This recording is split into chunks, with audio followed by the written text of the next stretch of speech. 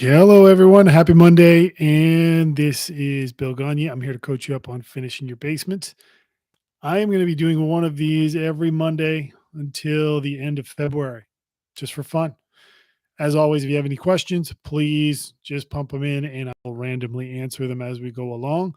I've got some topics I'm going to cover from questions I've gotten from emails and just things I've been thinking about over the week. We're going to do half an hour and less questions keep going. And then we'll wrap it up. So I just posted a video on getting a permit in Ontario, Canada.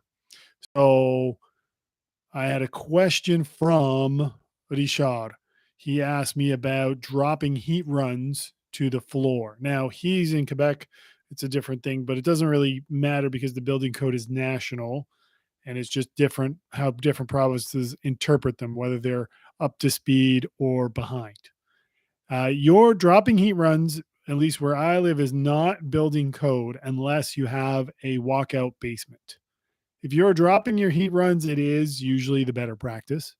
However, if you have a smaller basement, you have smaller rooms, and you're putting in a subfloor, heat runs to the floor. I mean, heat rises, but you're really quelling the problem of losing heat through your slab by putting in the subfloor or an insulated subfloor. So that's not an issue. But yes, it is a better practice, but not required. I mean, you're going to notice if you're finishing your basement and you have a bathroom down there, your typical bathroom is going to be like 5 by 8. And if you sit in there with the heat run on and it's fully open, when you're in the basement, one, you're closer to the furnace. So it's going to pump harder. And that little bathroom is going to turn into a sauna. You're going to melt. So it is not required for you to drop heat runs. It is best practice. If you have a walkout basement, they do require it by the walkout doors, right? Either on one side or both sides, depending on where it can go. Your next element is, walkout basements. Their concern is, are you putting in an apartment and that kind of stuff? So it's not really something you need to do, but it was an interesting question. When you submit the permit, they are going to ask or want to know where your heat runs and your return air are, because you're going to have a certain number required to produce heat. Every room in and of itself is going to need one. So if you have an office and a bathroom and a rec room, you're going to need a heat run in the office, a heat run in the bathroom, and a heat run in the rec room, depending on how big it is. Your heat runs will normally end up in front of a window. That's how they build it, right? So you're going to be losing heat through the window, so they're going to pump heat. So it kind of acts as a negation, but it's just how it is. You're going to notice that if you go down into your basement and you start looking around, your heat runs will be in front of or near a window. So they'll want to know where those are. If you have a bigger basement, I mean, every now and again, I have to add one. Sometimes there's none at the bottom of the stairs and it's a bigger basement and it's a longer hallway. So they want a heat run there. But every room will have a heat run. You will only need one return air. My best recommendation is if you can lower the return air to floor level, to the lower level, that will work better because it will draw the heat across the floor, right? It will pull the air that way. So if your heat runs are up in the ceiling, the return air is going to add to the circulation and kind of pull that air. So I hope that answers any questions. And if you have questions about heat runs, let me know and I will try to get those answered. Something I did before when you're talking about your furnace and changing filters and all that stuff is to think about your furnace being the lungs of your home. And you want clean air running through your lungs, just like you want clean air running through your furnace because it's going throughout your house, right? And the harder your furnace works, the less or the shorter the lifespan. So I know it's annoying and I forget to change my furnace filter all the time. Right now, I moved into my in law's house and they have a 30-year-old furnace, which I will be replacing in the next month or so. And that will make a big difference. But you will notice changing your um, furnace filter different times a year is going to have an impact depending on how old it is. So, if you don't do it every month, it's not really a big deal. Your furnace will work harder if you have an air conditioner attached to it, right? Because the air conditioner travels through the ducting of the furnace and uses the motor of the furnace. So all the air is circulating through the furnace, even though the cold air is coming from the air conditioner. So if you're running an air conditioner in the summer, you're going to want to change your furnace filter more often. Think about getting your furnace serviced, that kind of stuff. That's a general home awareness tip, not really a particularly a basement tip, something to think about as you're doing it. One of the cool projects I was working on, or content pieces of content I was working on, was how to compare quotes, how to look at a contractor's quote or a subcontractor's quote and figure out whether you're getting apples to apples or what is or is not included. And, as a contractor, I've seen many quotes. As I said before, I noticed there's people watching. So if you have questions, please just throw them in the chat. There's my dog. Awesome. When it comes to comparing quotes, you're going to see two different kinds mainly, right? We used to use one that was like every item was a line with a description and a price attached. So you would see plumbing. This includes rough-in and finish for your. That was my wife. Awesome. For your bathroom, your tub, your vanity, your toilet. It says supply of toilet and vanity not included. Supply of X Moen faucet and X whatever it is included, and then it would be a price attached to it, right? So nowadays, a rough-in and a finish is going to run you about 3,000 Canadian for a basement bathroom. That does not include the toilet or the faucet or the vanity or the toilet. It will include the tub, which will be a basic like Miralin 5-foot, 30-inch tub. Pretty simple. Once you do that, so as we talked about it, there would be each line. Drywall would be another line. This includes supply and install of board, taping to finish to prepare for paint, sanding, scrap out, clean up, all of that. So each line would have a price. Now, why do some people do it like that? I did it like that because that's how I calculated things, and I wanted it to be organized and detailed. Now, there are ones you're going to see that have sort of the description, like I was talking about, and it will have the subtask, drywall, supply, install, hang, whatever, but it won't have the price next to it. It will only have one big price at the bottom. Some people like that, some people don't. Why do they do that? Why do contractors do that? So you don't nitpick at their quotes. I get it. Everybody is trying to save money. I'm trying to save money, not spend. You don't want to get screwed over. That is typically people want to be able to look at it. And I've had clients ask me, can you break down labor and materials? Well, that's not really easy to do because I subcontract a lot and a bunch of it is by the square foot. So if you think about it, let's use flooring. When I hire a flooring subcontractor, I have hired the same local company, Sarmazian Flooring, who I love and deal with all the time. They're going to charge a square foot price for install. So 1,000 square feet, say 1,000 square feet of laminate flooring, you're going to get an install of about $3 a square foot now, maybe a little bit less. So that's $3,000. And they're going to pump that out in a day and a half at most. Supply and install. And your materials will be anywhere from, we'll say $5 to $7. So what you're paying for is speed. $3,000 is the labor, right? From the subcontractor. Now, that may not necessarily be what they're paying the installer, but that's what they're charging. So for me to break down labor and materials, very difficult for me to do. And then at the end, what is it for? What does it matter that the labors and materials? It's not going to change my price or what I'm going to charge, right? But people want to know. So that's why they will put just everything together, glue it all together, put one big number at the bottom with the subtask and what's included. Some contractors they won't put what's included, but they will put what is excluded. This excludes bulkhead work, or this excludes moving furniture, or any of those things. So you want to make sure when you're looking at quotes and getting things from contractors that you are comparing apples to apples, not apples to oranges. What is or is not included? It's very important. I was going to do that, and I probably will do that, but then that sort of tilted towards, client red flags. What are warning signs of having a bad client potentially? And that's probably one that'll anger some people because people are going to have some of the things that they do in there. But I felt like I had 7 items in there that were really easy to describe that maybe help people talking to a contractor to understand how to talk to them. Sometimes people are trying to leverage the conversation.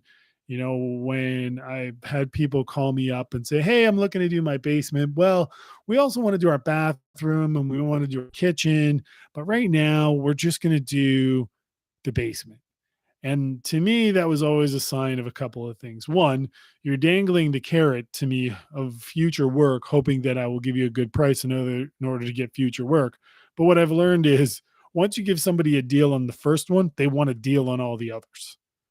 So I'm not, the idea of I'm getting volume of work and it's making me more money isn't real. I'm going to make the same amount of money, right? I shouldn't be giving a discount because demand is so high. And then the other thing is when you rhyme off a list of renovations you want to do, that kind of tells me you don't know what things really cost. You want to do a basement, a bathroom, and a kitchen. Okay, well, your basement's going to be about 100 to $150 a square foot. Let's say you got a 70 square foot basement. You're looking at a 700 square foot basement. You're looking at 75 to $85,000. Your bathroom, even if it's just a 5x8 bathroom nowadays, you're looking at about 20 grand. So we're already at 100 grand. You're going to do your kitchen. Well, most kitchen renovations now are no longer kitchen renovations. They're ripping out walls, putting in structural work, all new floors. So those are anywhere from 100 to 150 grand. So you just told me that you're going to try to squeeze in $250,000 worth of work in the next 5 years. I have very rarely had that occur. And usually it's sort of we have done their kitchen, that we have done the larger one, and then it's been a smaller one after. So I just kind of want to take the time for that topic to educate people on what not to say to contractors or what a contractor is going to think when you tell them certain things. So that one is one I'm going to be working on. What is coming out this week is going to be on basement waterproofing, specifically from Advanced Basement Systems, a company here in Ontario. They do a wide range of basement waterproofing techniques in systems. Their website's pretty interesting. So that'll be coming out Thursday. I did get a very nice compliment from a viewer about my bulkhead video, and I want to say thank you to that person. They compared me to another YouTuber and said it was even better than theirs, and I don't want to use other people's name, but that really made me feel good because I know who the other person is. I don't know them personally. I know their content. I will be doing, I guess, a live action version of how to build a bulkhead. I did the whiteboard version. It's kind of gotten tough to film. I've tried filming it a few times, how to do it. Bulkheads are a big deal with your basement and getting them right and doing them properly and easily. You're going to spend a lot in the times that I've shown people physically, like, hey, you're going to do it like this. They'll come to me afterwards and be like, I can't believe how much easier that was than doing it the other way. So, as always, any questions, just put them in the chat. I got a couple of things I'm going to talk about here and just ramble on. A little while ago, I talked about a viewer or subscriber who had asked me a question about framing in front of basement insulation. And I don't know if I mentioned this, but I'm going to mention it now. Buy a laser level. Invest the 140 bucks or 150 bucks in a DeWalt laser level, just the basic one, and it will help you with hanging doors, laying out walls, bulkheads, all kinds of stuff that, hanging drywall. It's going to help you with all kinds of stuff. And then when you're done, you can just go on Kijiji or Facebook Marketplace or Craigslist and resell it. So why do you need a laser for framing walls? You could use a chalk line, you could use a level, you could draw on the concrete or your subfloor, no problem. Well, where it gets kind of tricky is You're going to put the laser down, and why the DeWalt one is probably a little bit better than, say, the less expensive Bosch ones is it goes up the wall and across the joist on the ceiling, because you're going to have to look up. You need something to attach that wall to at the top. So you want to get something that's going to go, oh, and you can look up and be like, all right, well, I can't attach it to that piece of ductwork, you know, or, ideas of laying out bulkheads or any of those things. So I would invest in getting a laser level. I've probably got about 7 tools that I'm going to, again, do a different video on about the 7 tools I can't live without that make my life better that aren't your typical tools. Oh, you got to get this hammer drill or this impact driver.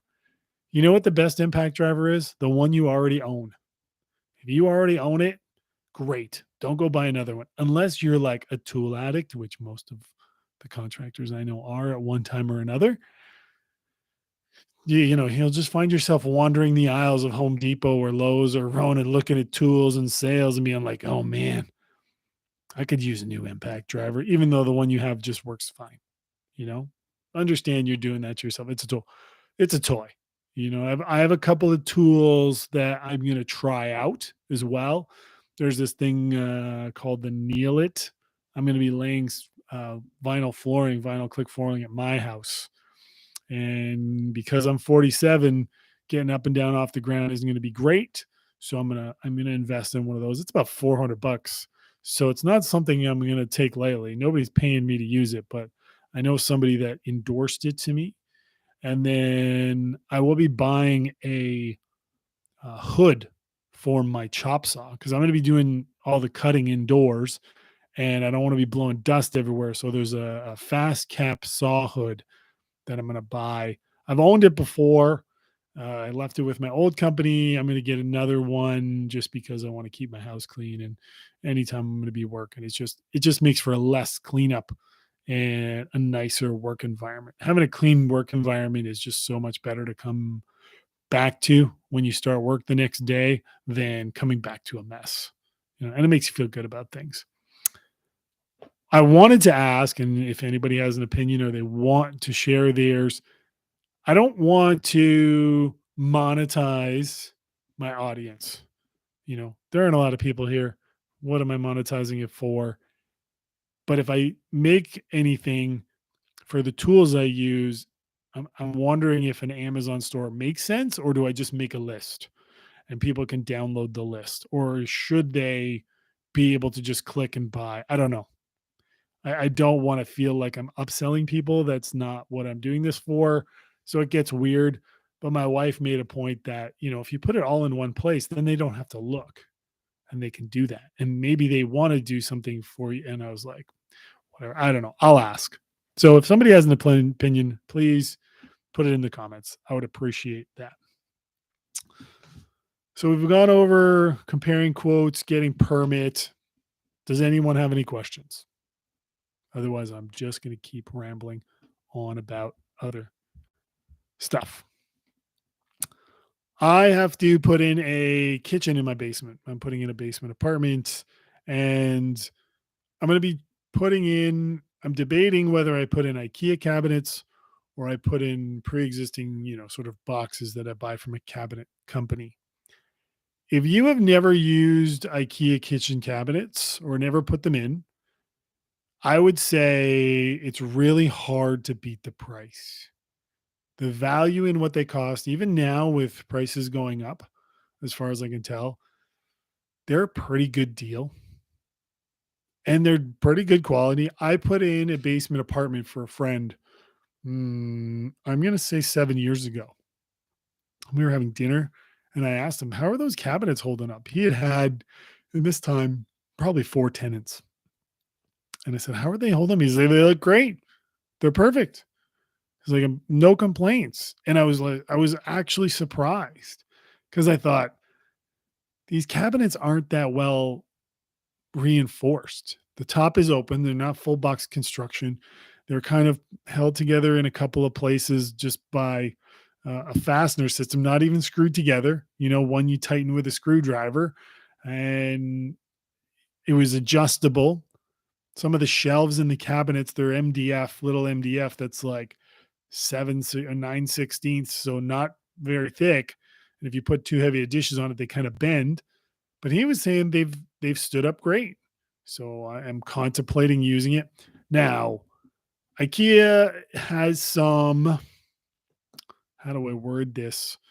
Some parts to it that are not always that awesome, in the sense that they are going to overship you some stuff and they're going to undership you other stuff.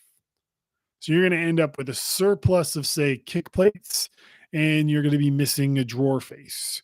So you're going back, if you don't live near the IKEA, which I do not. The IKEA I have in my area, the closest one is 45 minutes away. So you're going to be trucking 45 minutes to return the extra stuff that they gave you and pick up the stuff they didn't give you. So you want to make sure, if you are ordering any kitchen cabinets or stuff from IKEA and it's being delivered to you, you want to have your order with you and you want to go through it and make sure you have everything. Because I have never put one in where I did not have to make an extra trip to IKEA. And that was not fun. I mean, I had to return, they sent me an extra fridge gable, and a fridge gable is like 8 feet by 4 feet wide. And I had to take my van at the time to bring it back instead of just a little vehicle. So it was a real pain in the butt. But as I said before, really tough to beat the value that IKEA offers. And they had a design team there. You can book a kitchen design. So I think at the time, and we're talking about 7 years ago, it was about $140, which I think now, maybe it's closer to 180, $200. You'll go down and design your kitchen. Somebody will be there and help you design your kitchen. And then based on that design, they will give you a quote right there for you to look at. Right. It's a nice little service. I don't know if they still offer it. My mom did it with her house when she moved here.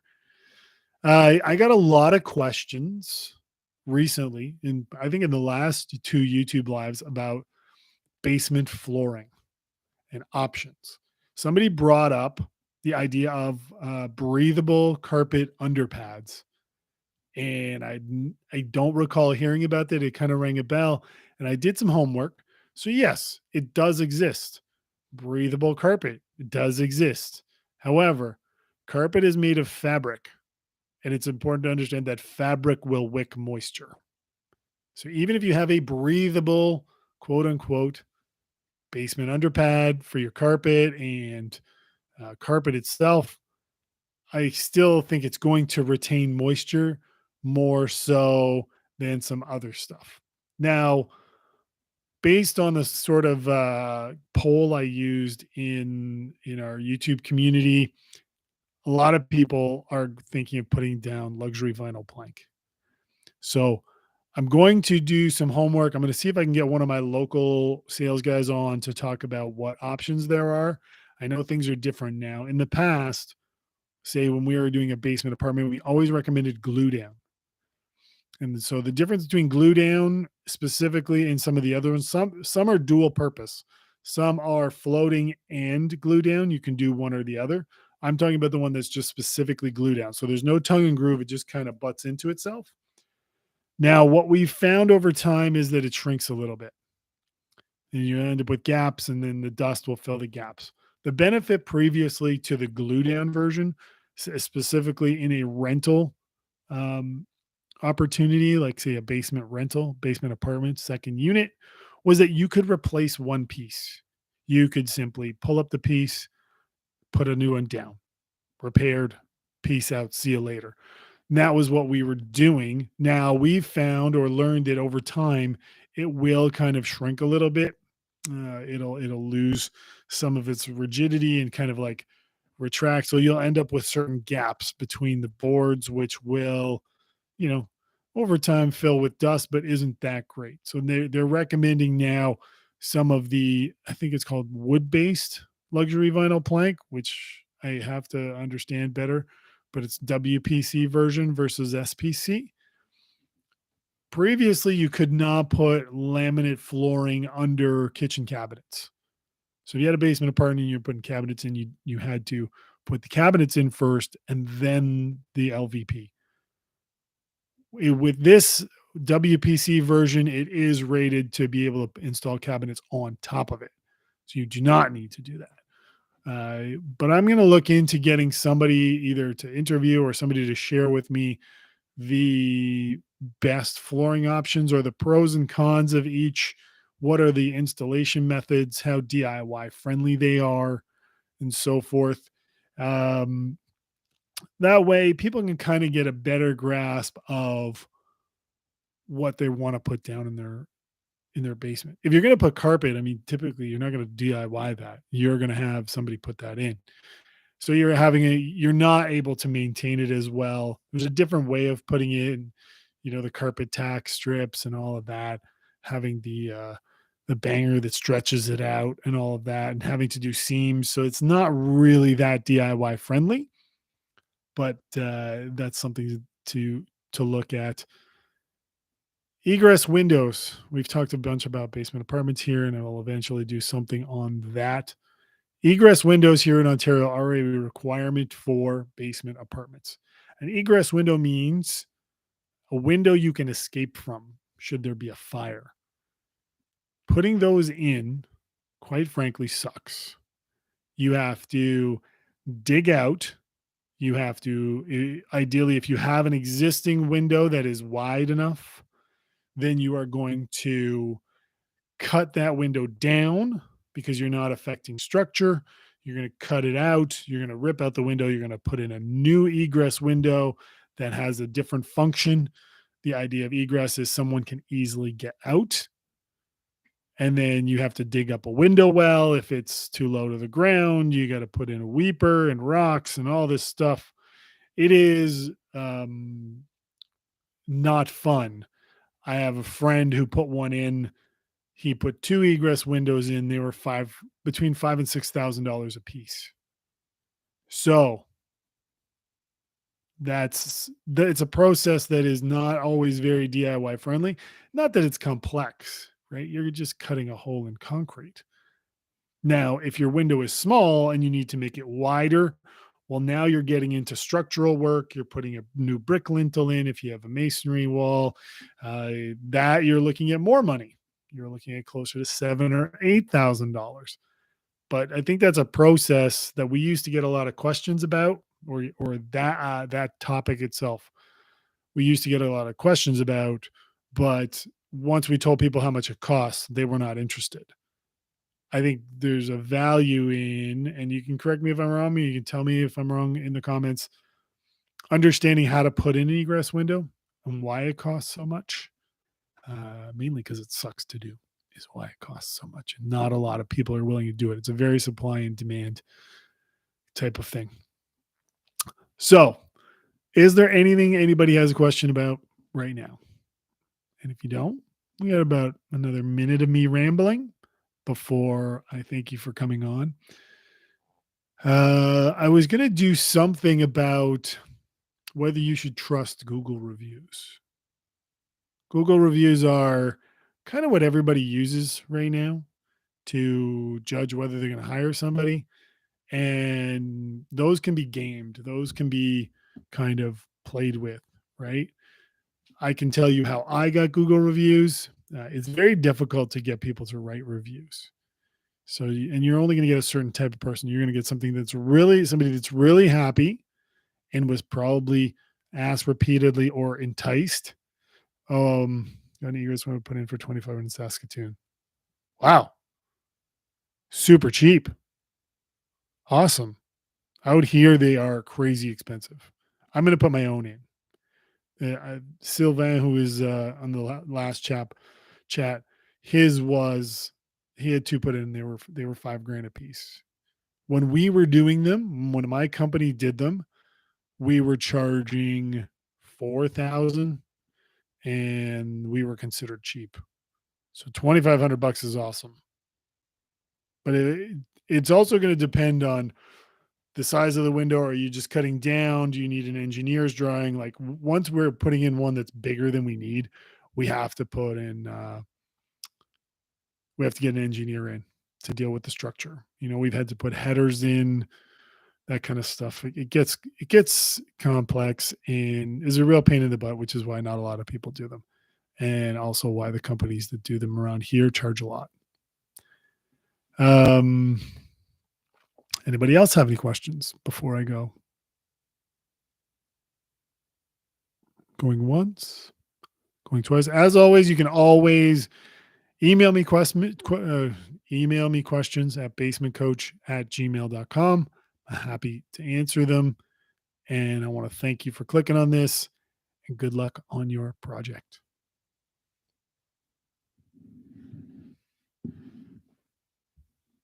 Where's the button?